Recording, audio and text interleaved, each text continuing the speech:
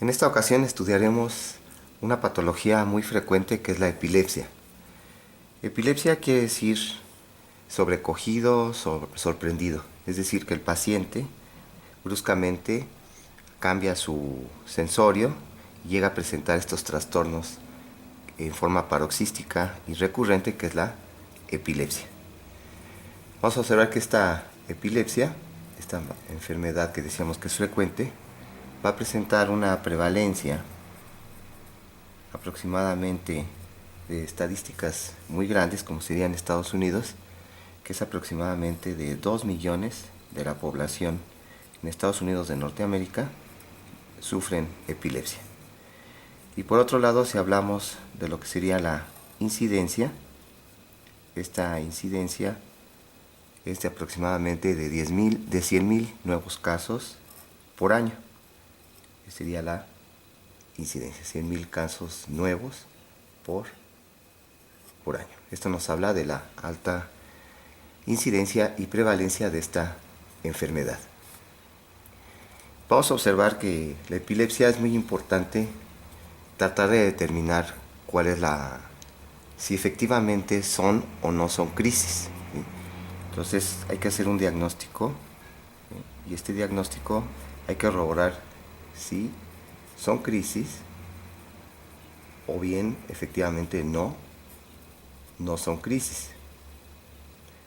Esto es importante porque el de hacer un diagnóstico de que sí son crisis epilépticas y estar equivocados, pues va a provocar que estemos dando un medicamento a un paciente durante años y que tenga efectos tóxicos por la medicación, así como también pues, limitaciones en sus actividades de juego y que puede llevarlo hasta perder su trabajo, sobre todo si está en una fábrica o manejando algún camión o un automóvil. Entonces de ahí que sea importante saber si verdaderamente son crisis epilépticas o estamos haciendo un diagnóstico erróneo y no son crisis epilépticas. De ahí que podemos hablar un poquito del diagnóstico diferencial de las patologías que frecuentemente se pueden llegar a confundir con crisis epilépticas. Podemos hacer una lista de las patologías que llegan a confundirse con crisis epilépticas, como serían los pacientes que en forma paroxística presentan cefalea de hemicráneo, aunque puede ser también generalizada, como sería la migraña, que también se presenta en forma paroxística y recurrente estos dolores de cabeza. Tenemos otro que sería el síncope donde hay pérdida brusca del estado de alerta, en donde generalmente el paciente está de pie, y ya hablaremos un poquito más de este diagnóstico diferencial del síncope con el diagnóstico diferencial de las crisis generalizadas tónico-clónicas. Otro diagnóstico diferencial sería la ataque isquémico transitorio, donde sabemos que el paciente en forma abrupta presenta un déficit neurológico focal agudo, como puede ser una hemiparesia y que dura unos minutos y que se puede llegar a confundir con un fenómeno de TOD. Ya veremos que el fenómeno de TOD consiste en que el paciente, después de una crisis parcial motora, queda con una parálisis transitoria que se puede llegar a confundir con un ataque isquémico transitorio. También debemos diferenciar de las crisis psicógenas, de los pacientes que tienen una situación de frustración, una situación emotiva y pueden simular crisis epilépticas sin serlo. Son las crisis psicogénicas o psicógenas. Por otro lado, podemos tener pacientes que presentan cuadros, que es el denominado síndrome de descontrol episódico. En este síndrome de descontrol episódico, el paciente llega a presentar ataques de rabia con agresividad que se pueden llegar a confundir también con crisis epilépticas. Lo mismo sucede con el síndrome de Meniere, donde el paciente presenta el acúfeno, así como también la sensación de vertiginosa. Por otro lado, en niños es frecuente confundir crisis epilépticas con lo que sería el espasmo del sollozo.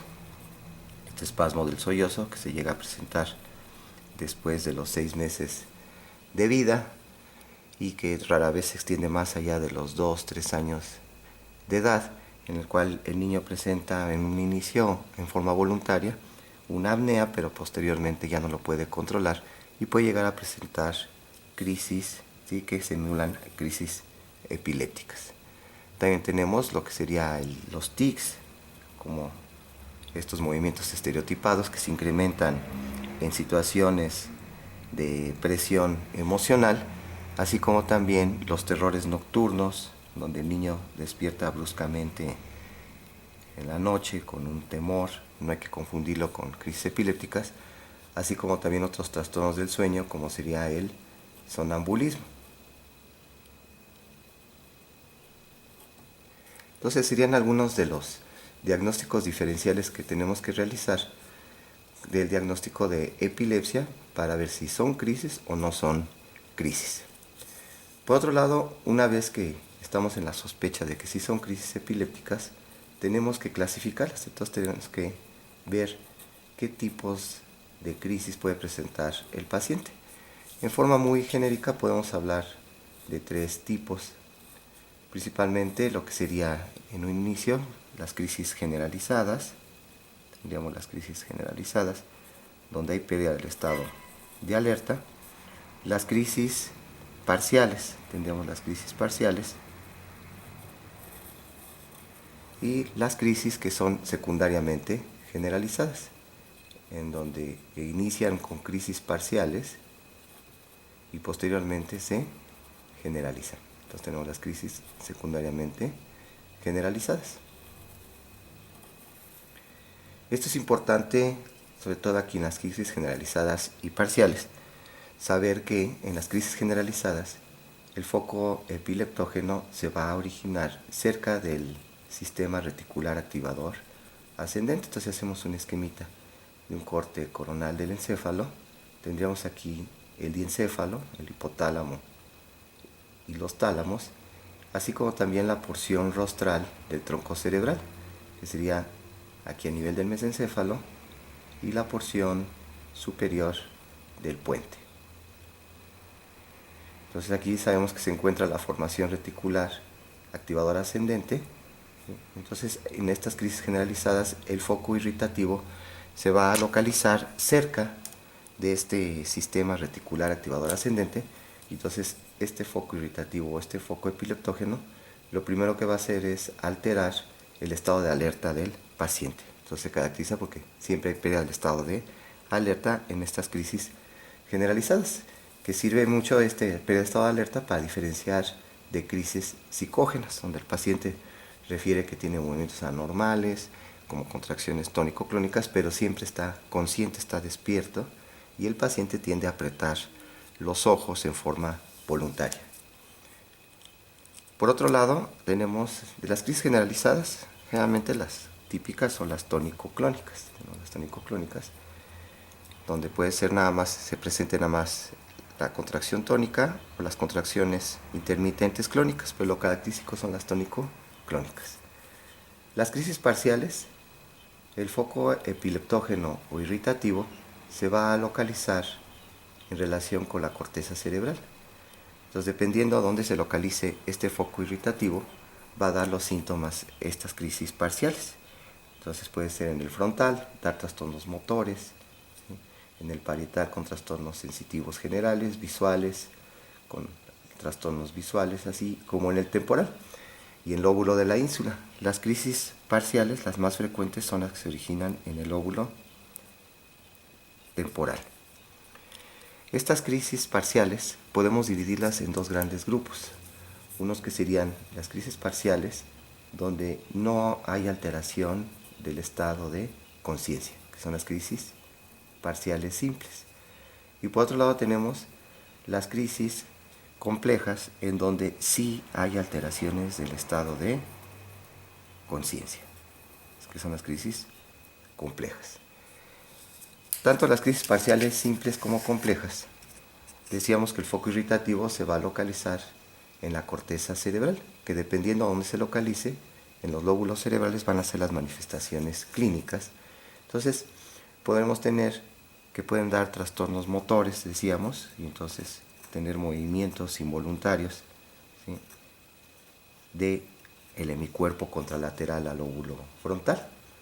tendríamos también trastornos sensoriales, y estos trastornos sensoriales pueden ser diferentes tipos. Pueden ser simplemente sensitivos, en donde el paciente en forma espontánea presenta la sensación de hormigueo, de adormecimiento del hemicuerpo contralateral, ¿sí?, al foco irritativo en el lóbulo parietal, como puede ser la sensación de hormigueo, decimos, es decir, parestesias, es decir, sensaciones sensitivas anómalas en formas espontáneas, es decir, sin el estímulo. De las sensoriales tendríamos también, vamos a poner aquí, olfatorias, en donde el sujeto tiene la sensación de alucinaciones olfatorias, muchas veces no las puede describir, y que generalmente están en el lóbulo temporal, ahí en el uncus, las que son las crisis uncinadas. Puede también trastornos visuales, y entonces pueden ser alucinaciones mal amorfas, mal estructuradas, cuando es en el lóbulo occipital, sensaciones de destellos, de fosfenos, y es en el lóbulo occipital, o alucinaciones visuales como sombras, que generalmente se presentan en focos irritativos del lóbulo temporal. Pueden tener trastornos gustatorios, que son más raras, que también se llegan a presentar en el lóbulo temporal o en el lóbulo de la ínsula, que serían las crisis de tipo sensorial gustatorio. Puede ser que el paciente también presente trastornos autonómicos. Entonces, trastornos autonómicos,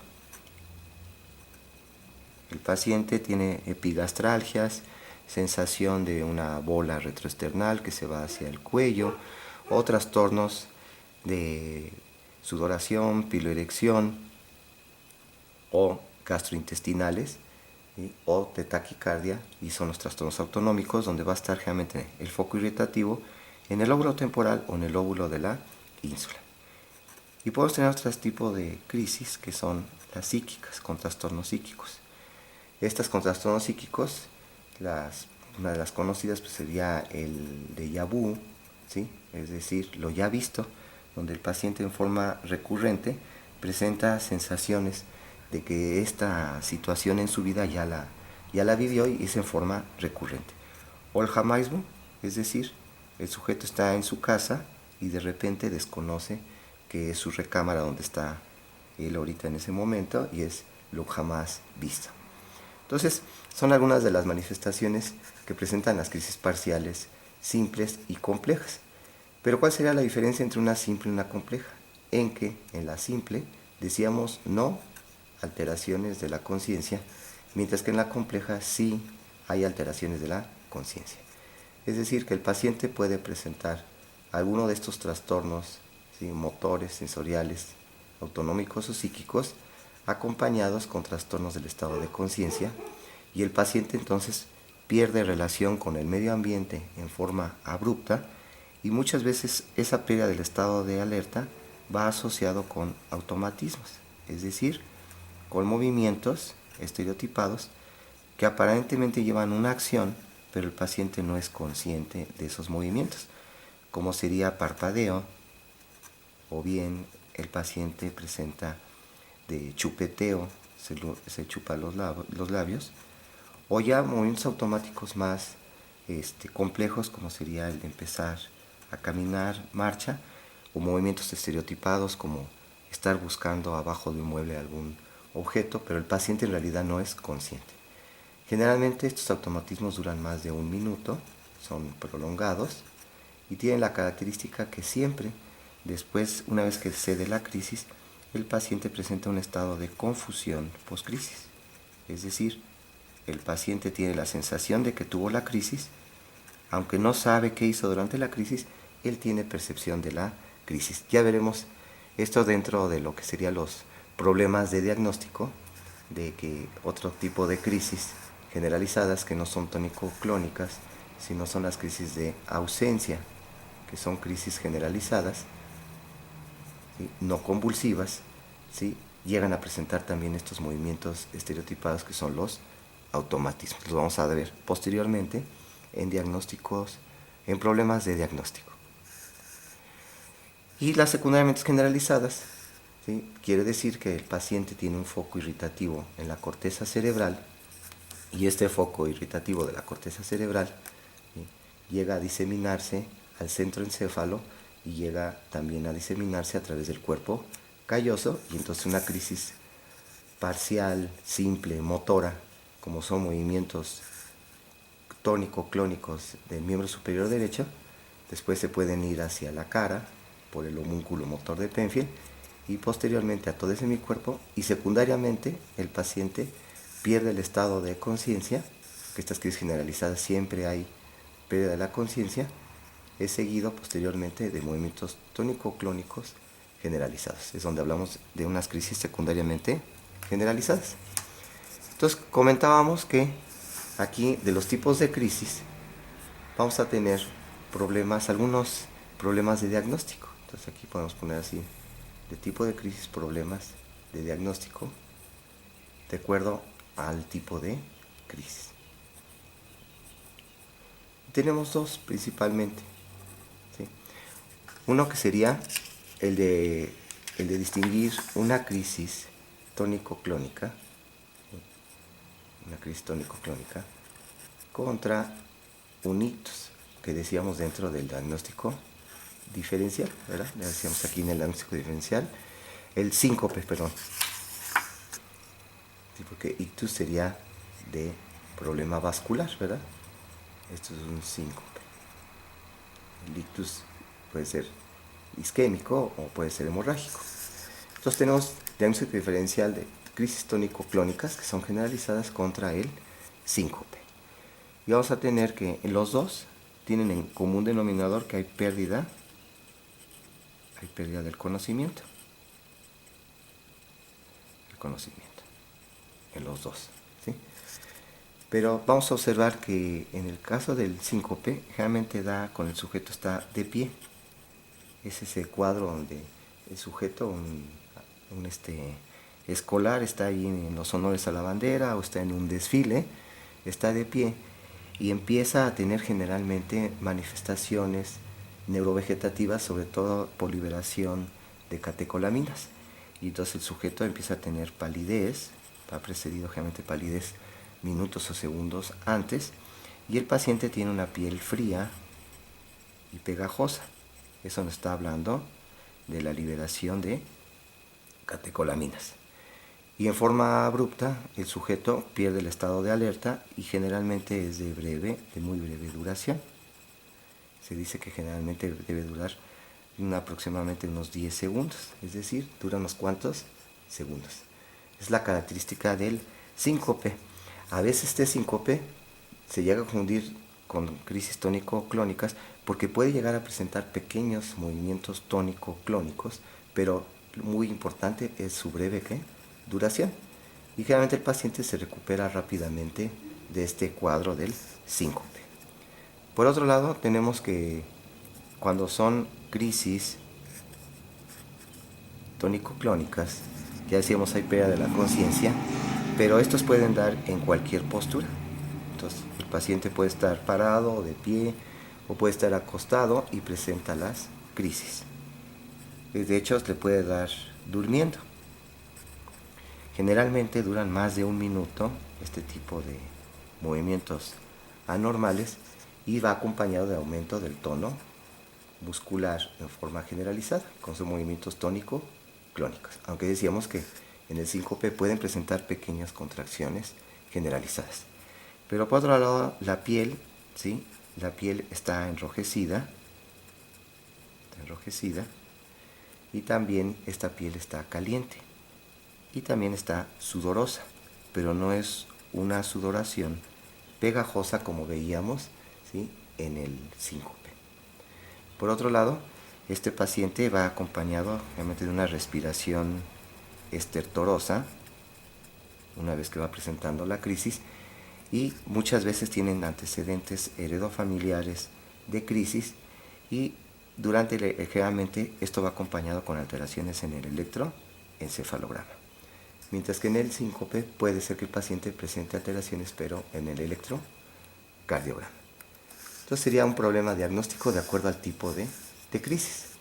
Podemos tener otro problema diagnóstico de acuerdo al tipo de crisis.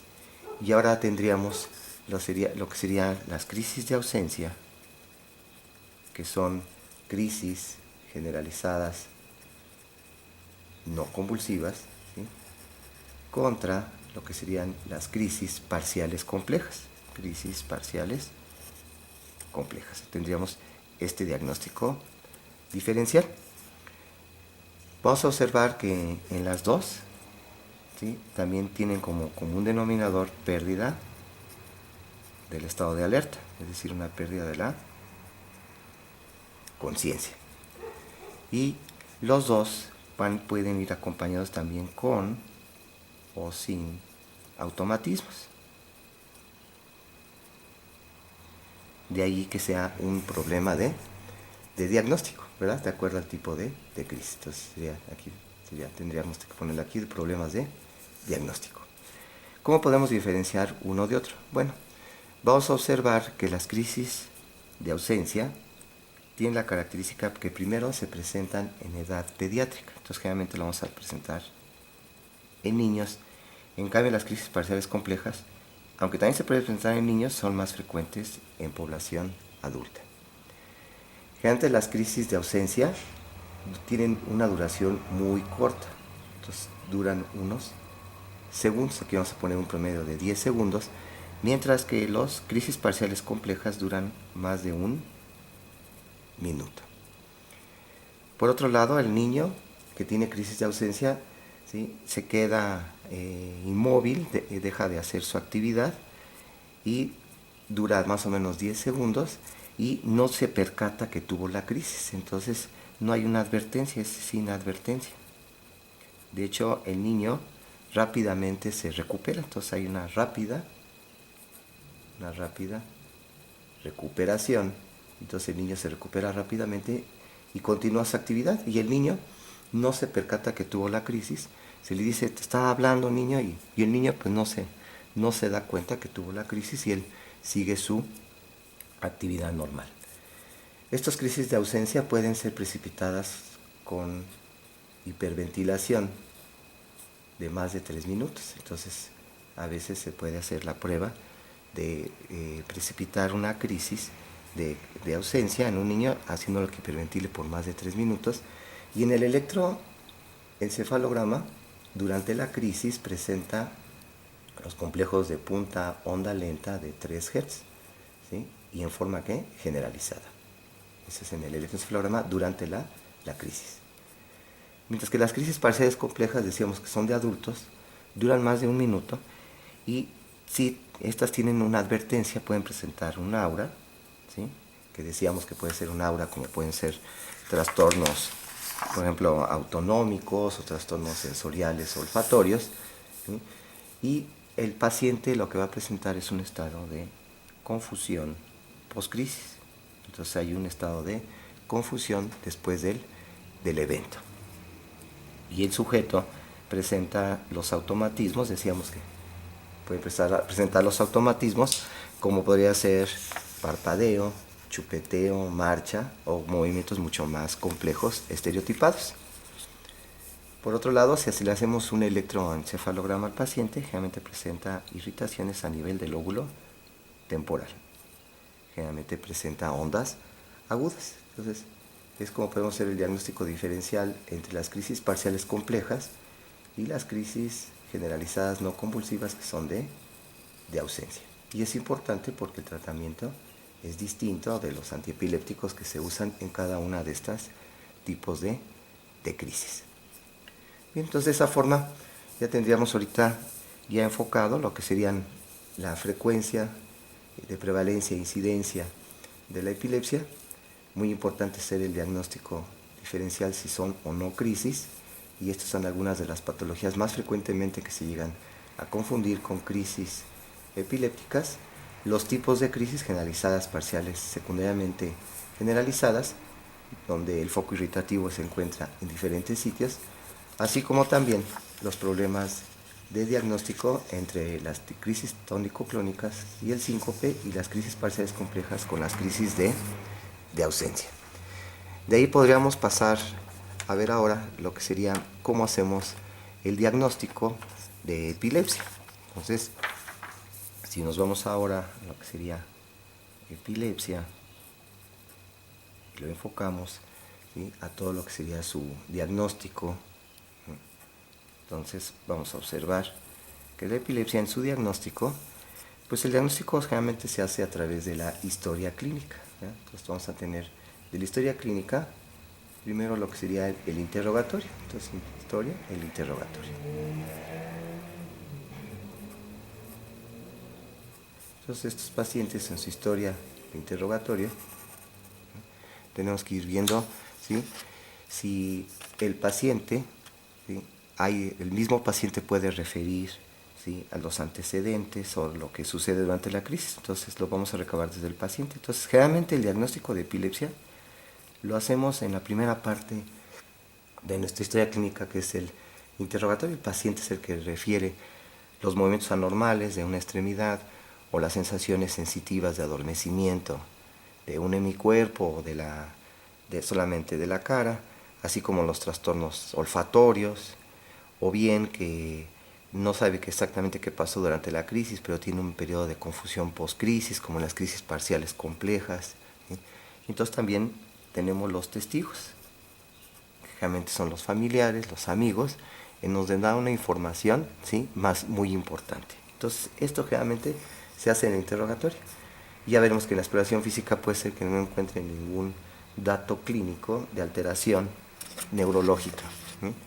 Por otro lado, hay que ver los acontecimientos que anteceden a la crisis, los que se presentan durante la crisis y después de la crisis. Los acontecimientos antes, que muchas veces es lo que refiere el paciente, que es lo que le avisa de la crisis. Entonces puede tener una crisis parcial simple de alucinación olfatoria, seguida de una crisis parcial compleja con automatismos, y se puede después secundariamente generalizarse. Entonces el paciente dice que le avisa la crisis con la alucinación olfatoria, pero en realidad ya es parte de la crisis, ¿verdad? Entonces, antes de la crisis, durante la crisis, que generalmente si es generalizada o compleja con alteración de la conciencia, eso nos va a dar los testigos, y posterior al evento y después del evento, como ese periodo de confusión post-crisis, característico de las crisis parciales complejas y ausente en las crisis de ausencia, ¿eh? Tendríamos, si tiene trastornos, decíamos, parciales, motores, sensoriales, psíquicos, ¿sí?, es muy importante los antecedentes. Entonces es frecuente que el paciente tenga antecedentes de epilepsia. Entonces cuando estamos estudiando a nuestro paciente con epilepsia, siempre hay que hacer un interrogatorio dirigido para preguntar si tiene antecedentes de epilepsia de sus familiares, así como también antecedentes de traumatismo craneoencefálico, porque es conocido que de las principales causas de crisis epilépticas en pacientes jóvenes y adultos jóvenes también es el antecedente, ¿sí?, de traumatismo craneoencefálico, así como también complicaciones en el nacimiento. Entonces, si hubo antecedentes de prematurez o de hipoxia neonatal o de ictericia, entonces complicaciones en el nacimiento. También es importante tener el antecedente de crisis febriles. Recordemos que las crisis febriles, ¿sí?, se pueden clasificar en simples y en complejas también. Y las crisis febriles simples, recordemos que las crisis febriles tienen la característica que siempre deben ser acompañadas de fiebre, y por otro lado generalmente tienen una duración prolongada y deben ser generalizadas. Entonces, las simples generalmente duran menos de 15 minutos, mientras que las complejas duran más de 30 minutos. Las simples son generalizadas, las complejas pueden ser parciales, y vamos a observar que estas crisis febriles deben ser en una edad menor de 5 años. Si es un niño más de 5 años y tiene crisis acompañada de fiebre, ya no se denomina crisis febril, puede ser que ya sea el inicio de crisis epilépticas. Se ha observado que las crisis simples, febriles simples, ¿sí?, generalmente no son un antecedente importante para que después curse el niño con epilepsia, pero las crisis cuando son complejas, más de 15 minutos, ¿sí?, la crisis, que son parciales, y también se denomina compleja cuando el niño presenta recurrencia de la crisis en el mismo episodio febril. Entonces, recurrencia, ¿sí?, convulsiva durante el mismo periodo febril. Entonces, cuando se ve que son complejas, puede tener un aumento de la posibilidad de padecer epilepsia después de los 5 años de 2 al 6%. Entonces, por eso es importante tener los antecedentes de crisis febriles, sobre todo si tienen alguna característica de crisis febril compleja, más de 15 minutos, ser recurrentes en el mismo episodio febril, ser parciales. Entonces puede ser un factor predisponente para crisis epilépticas con antecedente de crisis febriles complejas. Tenemos también recabar si hay abuso de drogas, ¿sí?, o de alcohol, así como también antecedentes de cáncer en el paciente. Si un paciente que tiene antecedentes de cáncer de mama y que años después puede presentar crisis epilépticas, puede ser una metástasis. Entonces es importante también este diagnóstico de los pacientes si tienen ya diagnóstico previo de cáncer. Decíamos que por otro lado tenemos lo que sería la exploración, el examen físico. Este examen físico en muchas de las ocasiones vamos a observar que es normal en los pacientes epilépticos. Pero bueno, podemos recabar si tiene datos de traumatismo cráneoencefálico el paciente, focos infecciosos, una infección sobre todo de oído y de senos paranasales que se pueden complicar con abscesos cerebrales, o bien anormalidades congénitas. Estas anormalidades congénitas lo podemos identificar, por ejemplo, en la esclerosis tuberosa, ¿verdad?, donde el paciente tiene estigmas cutáneos que nos pueden hacer el diagnóstico de esclerosis tuberosa y que se asocia con crisis convulsivas y también con tumores cerebrales. Tenemos que hacer una exploración neurológica completa para ir detectando anormalidades en la exploración neurológica. Entonces, anormalidades neurológicas. Podemos hacer lo que comentábamos en las crisis de ausencia. Podemos, si hay sospecha de crisis de ausencia, podemos provocar periodos de hiperventilación de más de 3 minutos o de 3 minutos y que puede desencadenar las crisis de ausencia cuando todavía no son tratadas. Muy bien, ¿de qué más podemos utilizar para hacer el diagnóstico de crisis epilépticas? Entonces sabemos que un estudio paraclínico clave sería el electroencefalograma. Este electroencefalograma, ¿qué nos va a informar? Nos informa sobre todo de tres aspectos. Uno, por un lado, la confirmación de actividad eléctrica anormal. Entonces nos va a reportar una actividad eléctrica anormal, sobre todo si tenemos una crisis durante la realización del electroencefalograma. Que el electroencefalograma tradicional, típico, vamos a decir convencional, dura más o menos de 20 a 30 minutos. Nos puede también ayudar para decirnos el tipo de crisis, ¿sí? Si es una crisis parcial, voy a ver datos de focalidad neurológica en el electroencefalograma, así como también si es generalizada, no se observa esa focalidad en los electrodos, ¿sí?, que se colocan en la piel cabelluda del paciente. Y por otro lado, entonces decíamos tipo de crisis, así como la localización ¿sí?, del foco irritativo.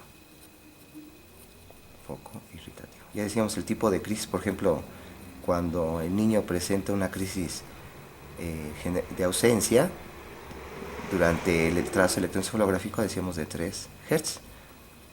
¿Sí? Son las crisis de ausencia típicas. Pero puede haber unas atípicas que son de menos de 3 Hz. Y son las crisis de ausencia que frecuentemente son las que se asocian con automatismo. Y por otro lado, tienen la característica que son de más difícil control. Afortunadamente son las menos frecuentes estas crisis de ausencia atípicas, en donde si durante el electro tiene el niño una crisis, no se ve típico de punta onda lenta de 3 Hz, sino menos de 3 Hz, y esos son los niños que frecuentemente presentan automatismos como puede ser parpadeo o chupeteo durante su crisis de ausencia, que ya decíamos que son de muy corta duración. Este electroencefalograma, ¿cuándo hay que hacerlo? Entonces, si tenemos el antecedente de que el paciente presentó una crisis convulsiva o una crisis parcial, hay que esperarse después de 48 horas. Entonces, después de 48 horas o más, ¿sí?, después de la crisis. Porque si se hace antes, nos puede dar algunas alteraciones que no son válidas.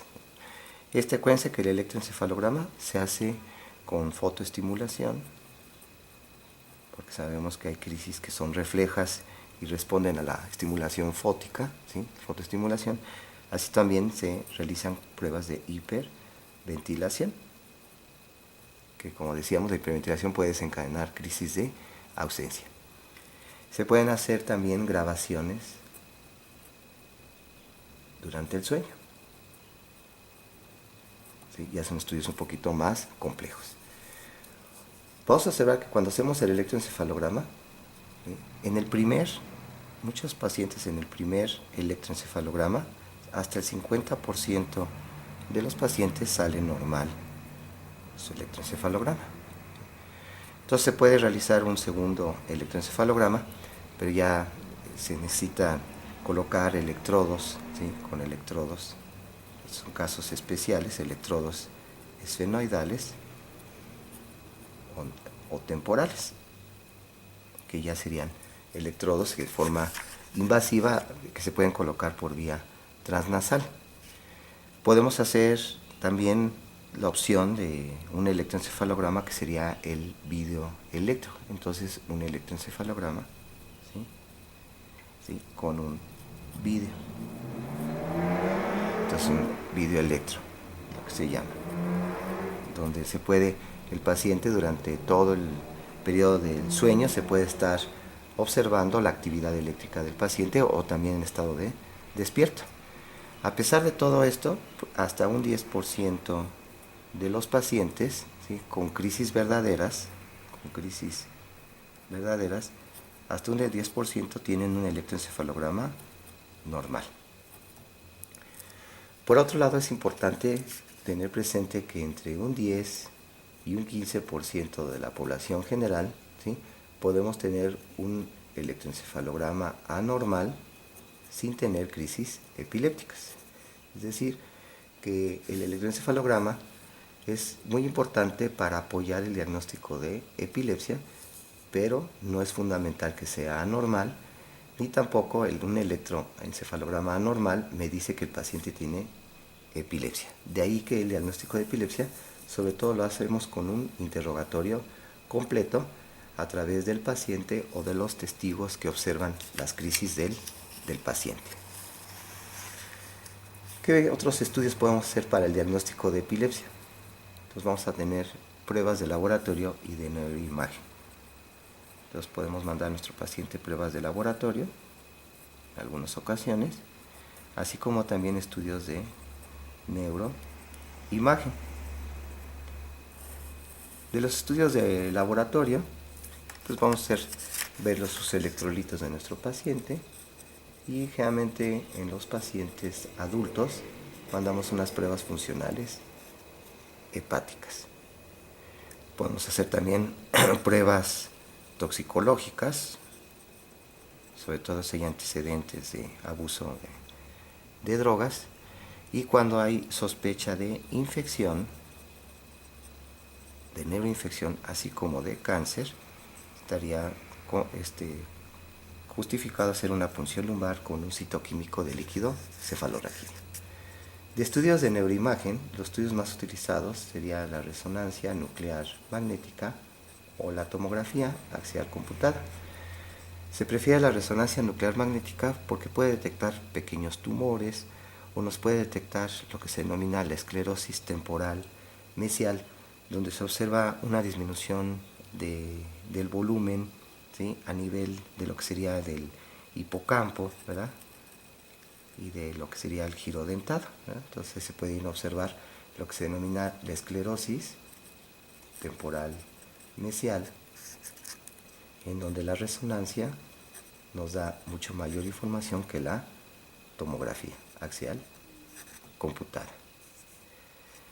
¿Cuándo sería urgente hacer el estudio de neuroimagen en un paciente que sospechamos el diagnóstico de epilepsia? Entonces, puede ser urgente estos estudios de neuroimagen, ¿sí?, sobre todo de resonancia nuclear magnética, cuando encontramos un paciente, por ejemplo, con un déficit focal.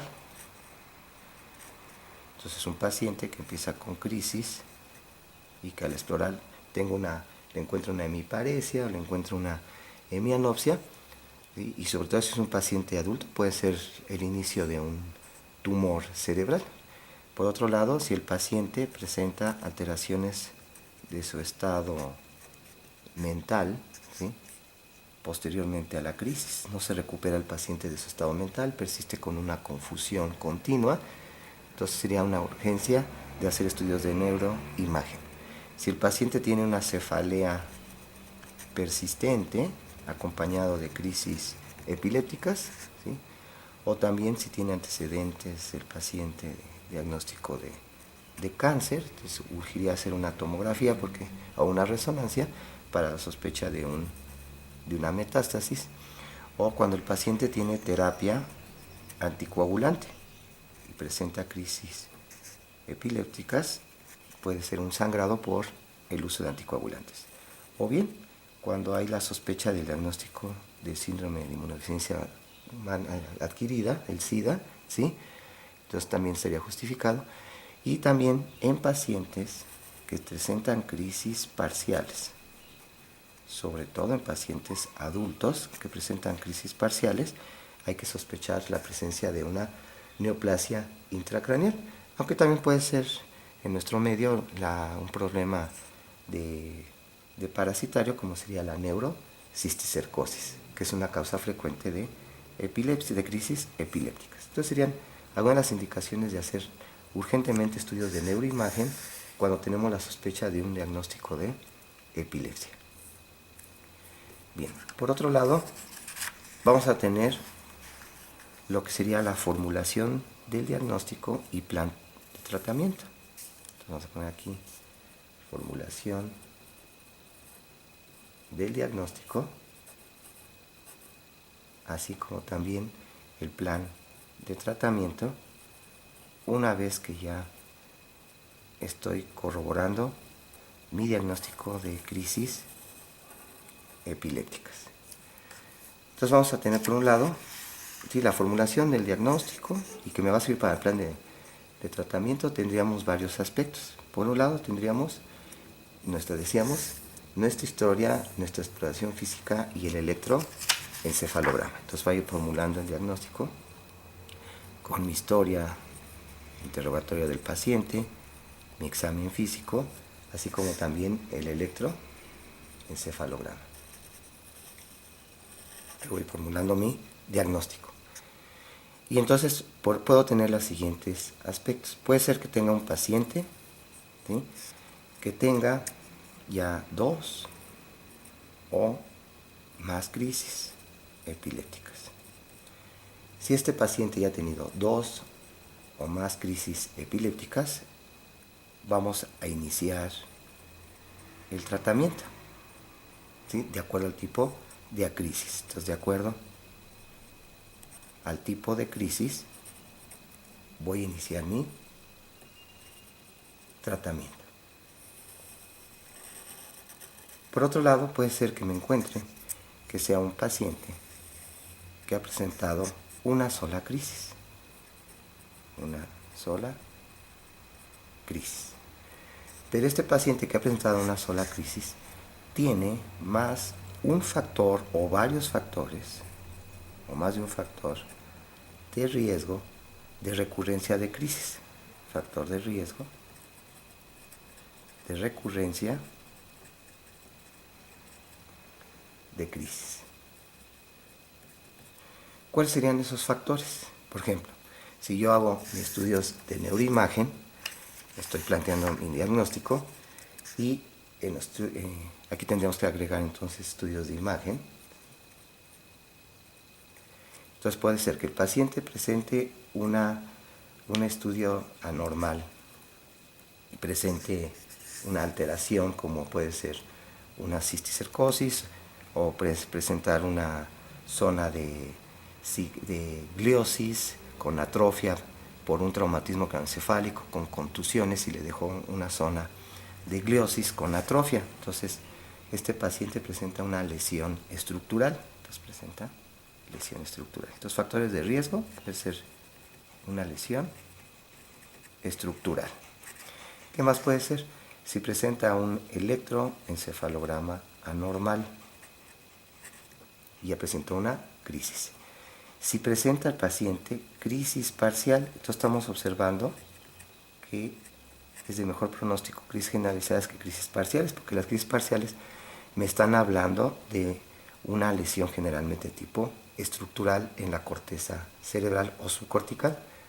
Por otro lado tenemos antecedente de historia familiar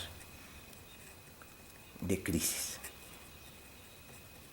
Esos son algunos de los que se consideran factores de riesgo para recurrencia de las crisis epilépticas. Entonces, sabemos que por definición en la epilepsia son crisis paroxísticas y recurrentes. Pero si estamos ante la presencia de un paciente que ha presentado una sola crisis, pero tiene uno o más factores de riesgo de recurrencia de crisis, como es lesión estructural, electroencefalograma normal, crisis parciales, historia familiar de crisis, ¿sí? Lo que se debe hacer es iniciar el tratamiento. Entonces, se inicia tratamiento. Entonces, inicia tratamiento. Pero por otro lado, podemos tener la situación en donde el paciente presenta, ¿sí?, una sola crisis,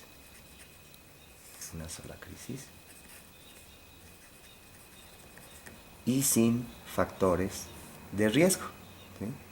Entonces, sin factores de riesgo de recurrencia de crisis que mencionábamos anteriormente, sin factores de riesgo, lo único que se hace en este paciente es una monitorización. Es decir, no se inicia tratamiento y se hace un seguimiento del paciente. En el caso de que hubiera una recurrencia, ya serían 2 o más crisis, entonces iniciar el tratamiento de acuerdo al tipo de crisis. Entonces, sería alguna de las conductas recomendadas en el caso de que ya se formula el diagnóstico y se va a plantear el tratamiento. Antes de ver propiamente el tratamiento específico de la epilepsia, si seguimos aquí con el diagnóstico, vamos a tener en algunos aspectos que serían los síndromes epilépticos. Es decir, que la epilepsia, las crisis epilépticas pueden formar parte de un contexto de signos y síntomas asociados a las crisis epilépticas. Recordemos que entonces los síndromes son un conjunto de signos y síntomas que habitualmente ocurren juntos, en donde el paciente puede tener crisis epilépticas más otros trastornos, ¿sí?, signos y síntomas que ocurren juntos. Y entonces, ejemplo de los síndromes epilépticos, tendríamos, por ejemplo, el más frecuente sería el de la epilepsia mioclónica juvenil. ¿Sí? Entonces, la epilepsia mioclónica juvenil es de los síndromes epilépticos de los más frecuentes. ¿Cuáles son las características de la epilepsia mioclónica juvenil? Bueno, por un lado vamos a tener que se manifiesta por crisis mioclónicas. Recordemos que las mioclonías son movimientos abruptos de músculos agonistas y antagonistas de duración de unos cuantos segundos. Entonces tiene crisis mioclónicas y que se intercalan con crisis generalizadas tónico-clónicas. Generalmente estas crisis se presentan al despertar. Es muy común que estos niños, que generalmente se presentan entre los 8 y 18 años de edad, estos niños al despertar, estos jóvenes al despertar, presentan crisis mioclónicas en forma de sacudidas de las extremidades superiores que no provocan caída del joven, pero sí tiran abruptamente, si tienen sus libros, un vaso, lo tiran abruptamente. Y generalmente se presentan, ¿sí? Decían que son las crisis de los viernes o de los sábados de la mañana. El sábado de la mañana porque es cuando se desvela el jovencito, ingiere bebidas alcohólicas y el desvelo que pueden ser factores desencadenantes para las crisis mioclónicas. Muchas veces las crisis mioclónicas no las diagnosticamos y ya asiste el paciente porque presentó una crisis generalizada tónico-clónica. Pero ya al hacer el interrogatorio dirigido, ¿sí? Observamos que ya tiene antecedentes de esas crisis mioclónicas. Estos niños presentan anormalidades en su electroencefalograma, ¿sí? Pueden presentar polipuntas o brotes de ondas lentas. Y por otro lado, algo muy importante, la exploración neurológica es normal. Y generalmente los estudios de neuroimagen también son normales. De ahí que el pronóstico sea bueno, pero aún así requieren tratamiento. Y como son crisis generalizadas mioclónicas, va a ser el valproato, el ácido valproico o valproato de sodio, valproato de magnesio, es decir, los derivados del valproato, el tratamiento de elección. Aquí en estas crisis son síndromes genéticamente heterogéneos y que involucran generalmente un defecto molecular, que es una característica de los síndromes epilépticos.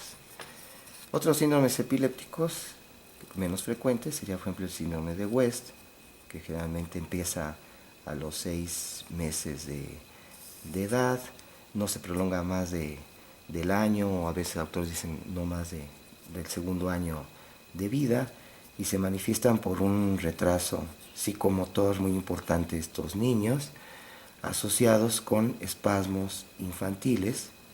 Estos espasmos infantiles son niños que presentan crisis en forma abrupta, con flexión del tronco, con flexión de sus codos de los niñitos, también flexionan sus deditos con prensión del pulgar y en forma abrupta flexionan su tronco, se golpean la frentecita con abducción de los codos, con separación de los codos que están flexionados, que era lo que se llaman los saludos de Salam, que son los espasmos infantiles, y al hacer un electroencefalograma, en el periodo intercrítico presentan la denominada ipsiarritmia, que consiste en un caos en el electroencefalograma, es decir, no hay un ritmo de fondo, hay supresión, brotes de ondas lentas, polipuntas, es decir, es todo un caos, que es la denominada ipsiarritmia en el electroencefalograma y que es en el periodo intercrítico. Esa es la triada del síndrome de West, con un retraso psicomotor, espasmos infantiles y ipsiarritmia intercrítica en el electroencefalograma. Y puede asociarse posteriormente con, sería el otro síndrome que es el Lennox-Gastaut. Lennox-Gastaut, aquí estos niños, que generalmente son más de un año de edad, ¿sí? Generalmente son niños que tenían West y que evolucionan a Lennox-Gastaut, persisten con su retraso psicomotor, ¿sí? Ya no tienen la ipsiarritmia porque ya su electro va madurando y es muy característico que presenten la punta onda lenta de 2 Hz y las crisis ya no son espasmos infantiles, pueden presentar crisis de ausencia, pueden presentar crisis tónico-clónicas, pueden presentar también, ¿sí? Decíamos, ausencias tónico-clónicas y con automatismos. Entonces, generalmente, tanto en el síndrome de West como en el Lennox-Gastaut, los estudios de imagen reportan generalmente anormalidades. Entonces, imagen anormal, como puede ser una polimicrogiria, errores de migración, una esquisencefalia, es decir, presentan alteraciones en los estudios de neuroimagen y el pronóstico es muy mal y es fatal a los pocos años. Por otro lado, si seguimos con el diagnóstico de epilepsia, en este diagnóstico de epilepsia debemos también descartar causas subyacentes. Entonces, diagnóstico de causas subyacentes para que se presente la epilepsia, como puede ser problemas genéticos, traumáticos, metabólicos, infecciosos, neoplásicos, farmacológicos. Entonces hay que ir descartando estos aspectos, estos genéticos, traumáticos, metabólicos, infecciosos, neoplásicos y farmacológicos para el diagnóstico de epilepsia. Entonces de esa forma ya abarcaríamos, ¿sí?, diagnóstico de epilepsia. Lo más importante, la historia, el interrogatorio del paciente o de los testigos, y que generalmente el examen físico va a ser normal, aunque debemos encontrar algunos estigmas, como la esclerosis tuberosa, estigmas cutáneos, o enormidades en la exploración neurológica, y podemos desencadenar en las crisis de ausencia aún no tratadas, desencadenar las crisis con hiperventilación de 3 minutos. El electroencefalograma es un estudio pilar para el diagnóstico de epilepsia, que nos informa de la actividad eléctrica normal, nos puede informar el tipo de crisis, así como su localización del foco irritativo. No hacerlo en menos de 48 horas después de una crisis, que hasta en un 10% pueden ser normales en crisis verdaderas, pero también tener presente que puede ser 10 a 15% anormal, ¿sí?, en sujetos sin crisis epilépticas. Entonces el diagnóstico se hace clínico y se va apoyando a través del electroencefalograma, que también es de valor pronóstico. Pruebas de laboratorio de imagen, exámenes de rutina, y de imagen el estudio idóneo sería la resonancia nuclear magnética, y una vez que hacemos la formulación del diagnóstico y plan de tratamiento, ver las conductas que adoptamos, si son 2 o más crisis, o si es una sola crisis pero con factores de riesgo de recurrencia de crisis, se inicia el tratamiento. Si es una sola crisis sin factores de riesgo para recurrencia de crisis, solamente hay que hacer un seguimiento del paciente. Hacer el diagnóstico de los síndromes epilépticos, los más comunes, epilepsia mioclónica juvenil, y en edad infantil el WES, el Lennox-Gastaut, así como también causas subyacentes genéticas, traumáticas, metabólicas, infecciosas, neoplásicas y farmacológicas. De esa forma ya podríamos pasar a ver lo que es propiamente el tratamiento de la epilepsia. Pasaríamos a ver epilepsia, su tratamiento. Es un tratamiento integral, tanto de la vida familiar, social y laboral del paciente, y también el tratamiento pilar, que sería el tratamiento farmacológico. Dentro del tratamiento farmacológico tendríamos lo que son los antiepilépticos, y estos antiepilépticos tenemos los que se consideran de primera línea, que por su efectividad y su menor toxicidad se consideran antiepilépticos de primera línea, porque tienen baja toxicidad y mucha efectividad. Entonces podemos ir viendo que va a haber, de acuerdo al tipo de crisis, decíamos que puede haber crisis parciales. Entonces tenemos una crisis parcial. Los antiepilépticos de primera línea tendríamos lo que sería la carbamazepina. Entonces la carbamazepina. Y también tendríamos lo que sería el valproato, el valproico, así como también la oxcarbazepina, que es una sal de la carbamazepina, ¿sí? Entonces la oxcarbazepina, y también tendríamos la fenitoína, que es de los más antiguos, ¿sí? Así los iríamos escogiendo en este orden, ¿sí? En primer lugar la carbamazepina y posteriormente los otros para las crisis parciales. Si son crisis de ausencia, que ya decíamos que son en niños, que duran menos de 10 segundos, no hay periodo de confusión postcrisis y que pueden ir asociados a automatismos, tendríamos lo que sería el valproato como de primera elección, y también la etosuximida. La etoxicimida, ¿ok? Y por otro lado tendríamos las crisis generalizadas tónicas. Estas crisis generalizadas tónico-clónicas en donde tendríamos de primera elección el valproato y también tendríamos la fenitoína,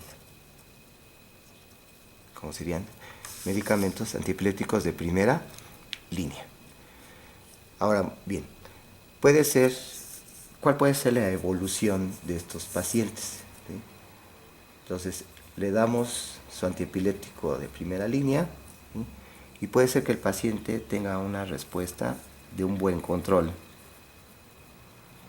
con este antiepiléptico de primera línea y que no tiene efectos tóxicos, sin efectos tóxicos por este medicamento de primera línea.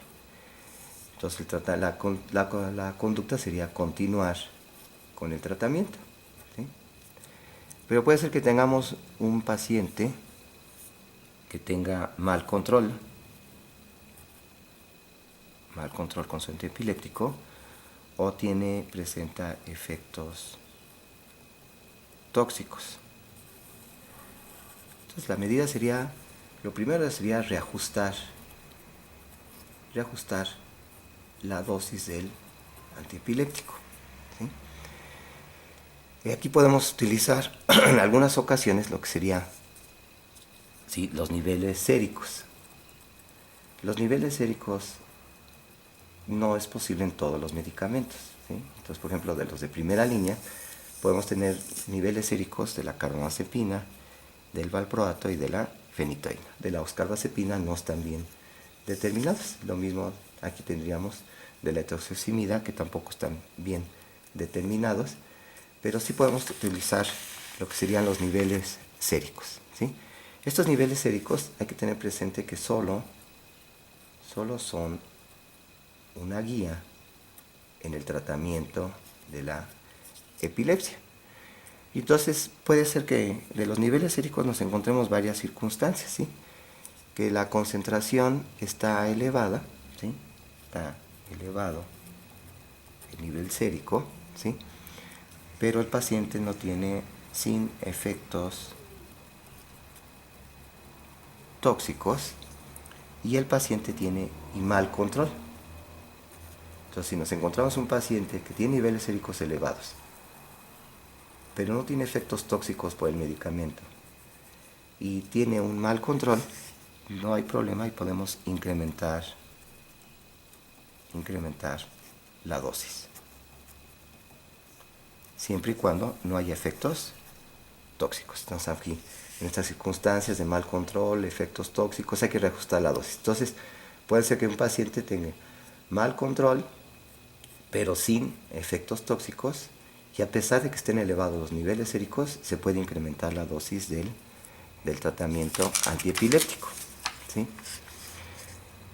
Puede ser que el paciente tenga sus niveles séricos, ¿sí?, en rango terapéutico, es decir, en rangos adecuados, en rango terapéutico, ¿sí? Pero el paciente puede presentar efectos tóxicos. Entonces, el que tenga niveles séricos adecuados no me está asegurando que el paciente no pueda tener efectos tóxicos. Entonces, en este caso, hay que pensar en reducir el medicamento o suspenderlo y cambiarlo por otro medicamento. Entonces, cambio del medicamento. Entonces, aquí es muy importante. Los efectos tóxicos nos orillan a que si tiene efectos tóxicos, hay que reajustar la dosis, reducir la dosis o bien cambiar el medicamento, ¿sí? Puede ser que también tenga una circunstancia en donde el paciente tenga buen control y con niveles séricos inferiores a los terapéuticos, niveles inferiores. Entonces, en este caso, si tiene buen control y a pesar que están niveles, se continúa con la misma dosis. Entonces, continuar, misma dosis. Entonces, estamos viendo que los niveles séricos de los medicamentos que se puede hacer, estos niveles séricos solamente son, decíamos, solo una guía en el tratamiento, pero no van a regir propiamente toda nuestra conducta, ¿verdad? Vamos a observar que los efectos tóxicos del tratamiento farmacológico, estos efectos tóxicos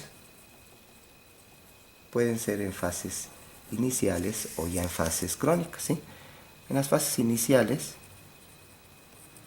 ¿sí?, los más comunes serían sedación, el paciente tiende al sueño, frecuentemente también se quejan de vértigo, de incoordinación, es decir, de ataxia, así como de cefalea y en algunas ocasiones de náuseas o pueden llegar a los vómitos.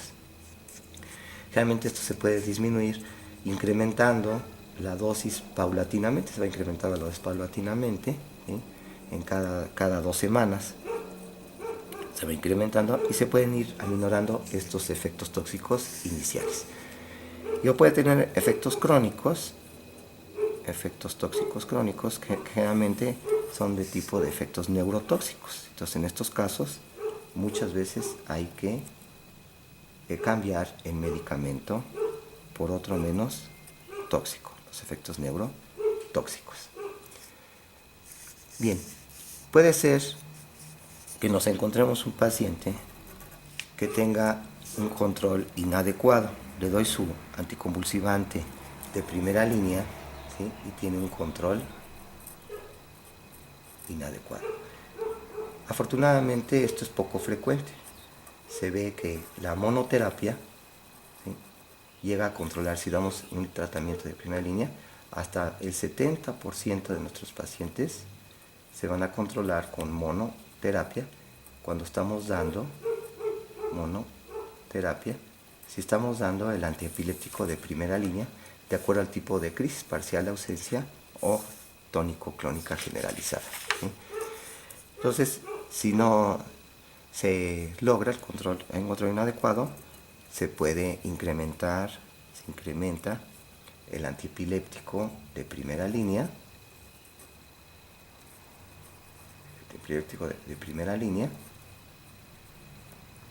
sin efectos tóxicos. Mientras que no hay efectos tóxicos, lo puedo estar incrementando. Si a pesar de esto, entonces, lo que puedo hacer es sumar a este de primera línea, ¿sí?, uno de segunda línea, ¿sí?, que ya son varios medicamentos, ¿sí?, que están todavía allí, se consideran de segunda línea porque todavía no han demostrado su efectividad, como el topiramato, la lamotrigina, ¿sí?, el levetiracetam. Todos estos medicamentos de segunda línea, entonces pueden ser una opción. Entonces muchas veces se va agregando al de segunda línea hasta alcanzar un control.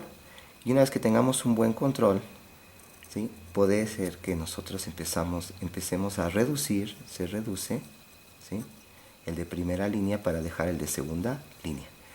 Aunque muchas ocasiones, cuando ha sido muy difícil controlar las crisis epilépticas, muchos médicos prefieren continuar, ¿sí?, la asociación del de la primera con el de la segunda línea sin suspender el de primera línea que no dio un control total al inicio del tratamiento. Entonces puede tomar estos dos conductas. Si ha sido un paciente muy difícil control, generalmente dejamos 2 antiepilépticos o a veces hasta 3 antiepilépticos sin retirar el primer antiepiléptico que se inició en su tratamiento.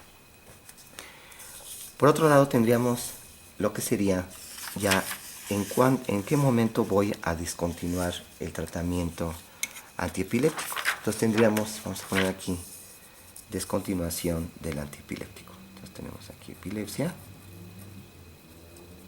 Entonces, descontinuación del tratamiento. Entonces va a haber unas ocasiones en que el médico decida descontinuar el tratamiento porque ha habido un buen control.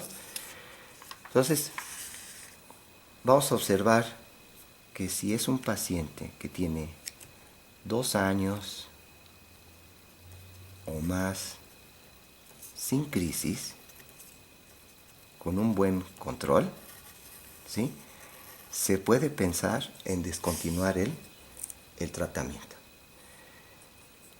Claro que al descontinuar el tratamiento existe riesgo de recurrencia. Entonces, ¿sí?, se descontinúa, descontinuación del tratamiento 2 años, y entonces existen riesgo de recurrencia.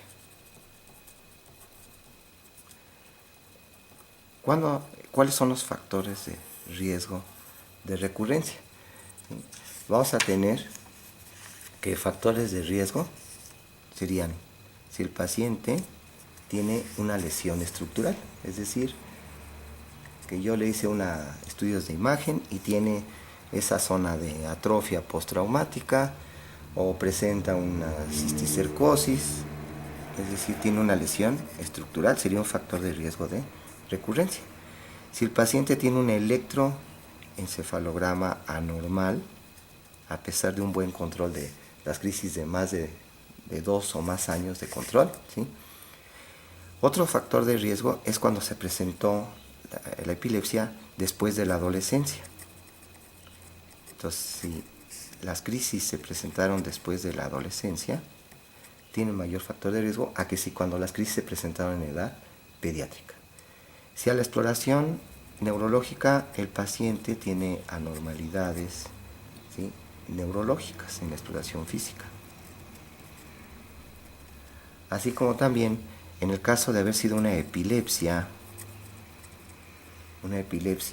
severa, es decir, que fue de difícil control en su inicio y que requirió generalmente más de un antiepiléptico. Entonces, si requirió más de un antiepiléptico, también se considera un factor de riesgo de recurrencia, ¿sí? Por otro lado, entonces riesgo de recurrencia, ¿sí? Por otro lado tendríamos lo que sería bajo riesgo de recurrencia.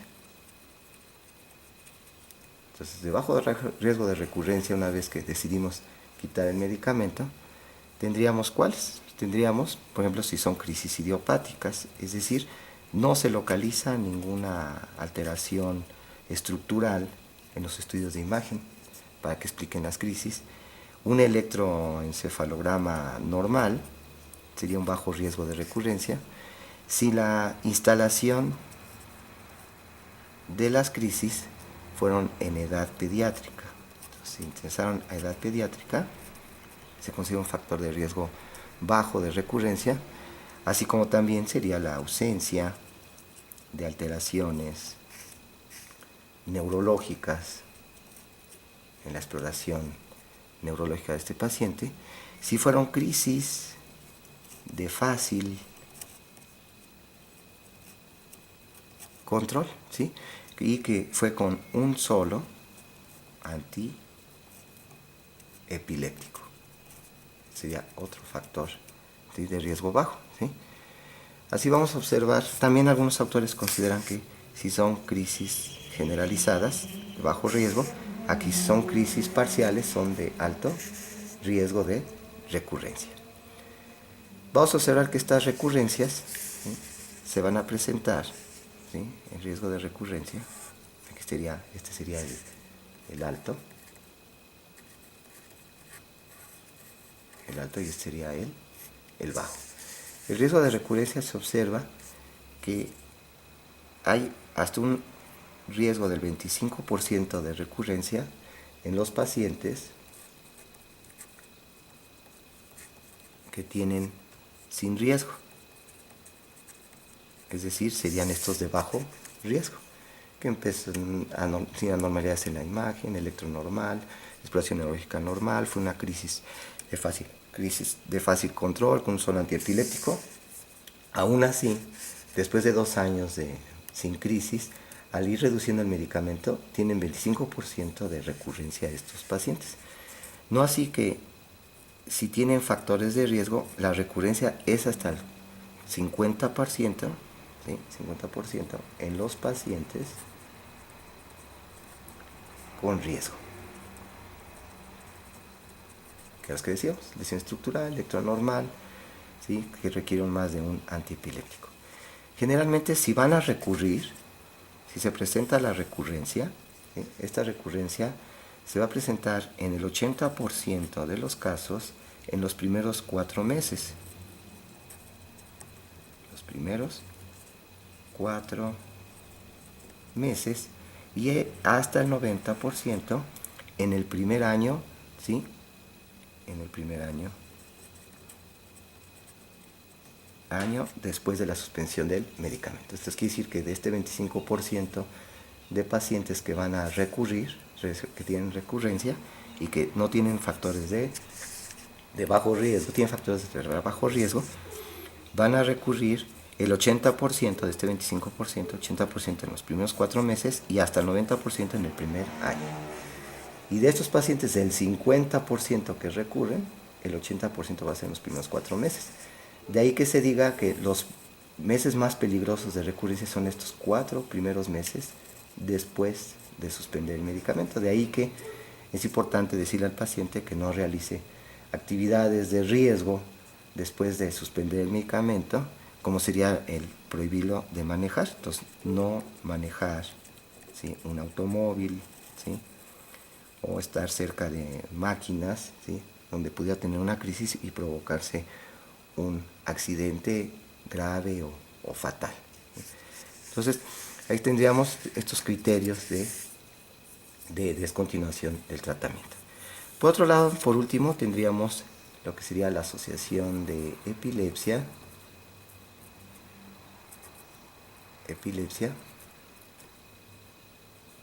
y embarazo.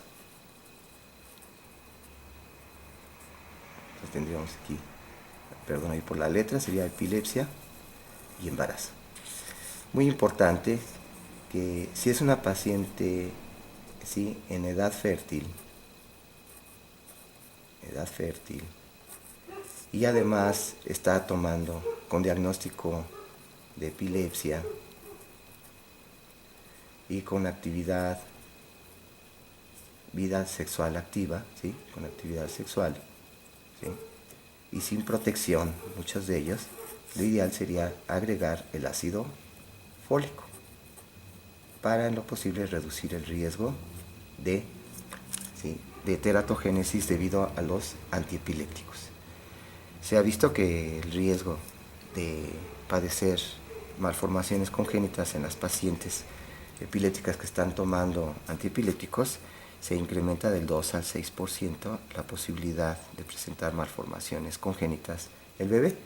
Pero este 2 a 6% se puede reducir con la administración del ácido fólico en forma preventiva cuando tenemos mujercitas en edad fértil que están tomando sus antiepilépticos y tienen actividad sexual, ¿sí?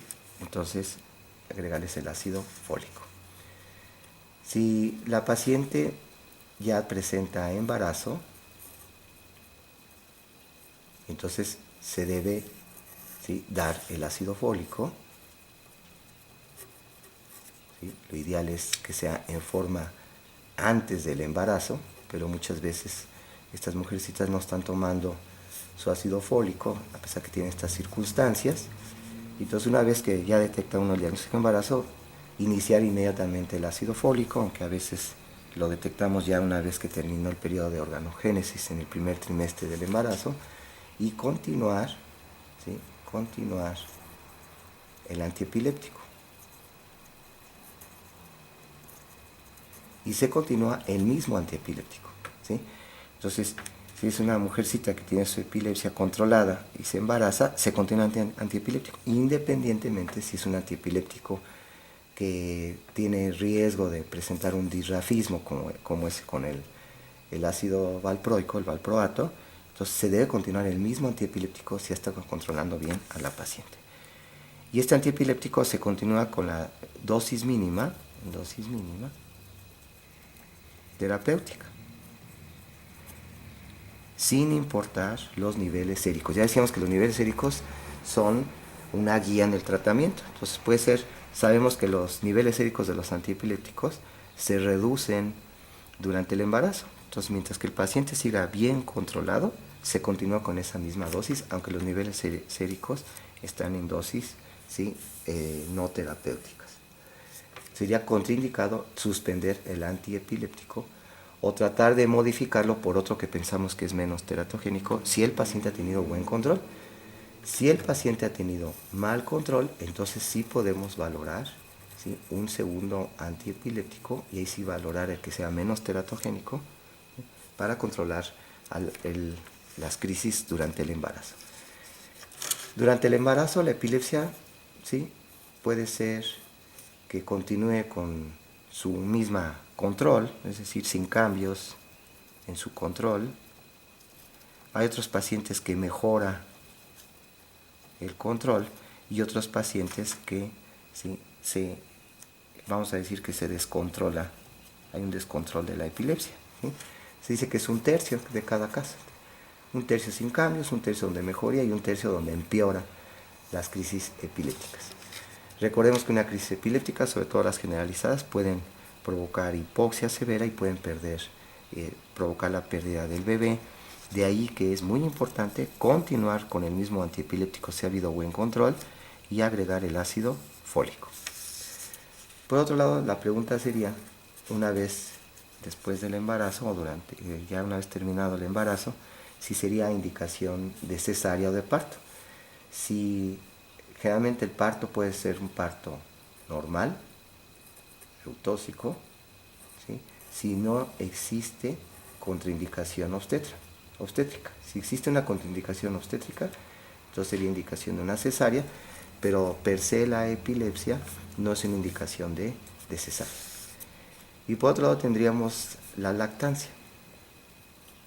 La administración de antiepilépticos en la mujer que está lactando a su bebé no es contraindicación de continuar el tratamiento junto con la lactancia, entonces no contraindicada. Entonces la mamá puede darle de lactar a su bebé a pesar de que está tomando los antiepilépticos, porque la cantidad de antiepiléptico que pasa por la leche materna son cantidades muy muy pequeñas, de tal manera que no provoca alteraciones en el bebé. También se le dice a la mamá que no debe cargar a su bebé de pie, no cargar al bebé, porque en cualquier momento puede presentar una crisis y provocar la caída del bebé. Entonces ahí que se recomienda que cuando dé de comer a su bebé esté acostada, ¿sí? Por otro lado, cuando vaya a pasear a su bebé en un carrito, en una carriola, para evitar una caída del bebé cuando lo esté cargando la mamá y esta mamá esté de pie. Muy bien. Entonces de esa forma ya terminamos de analizar algunos de los aspectos más importantes del manejo de la epilepsia en el caso del médico general.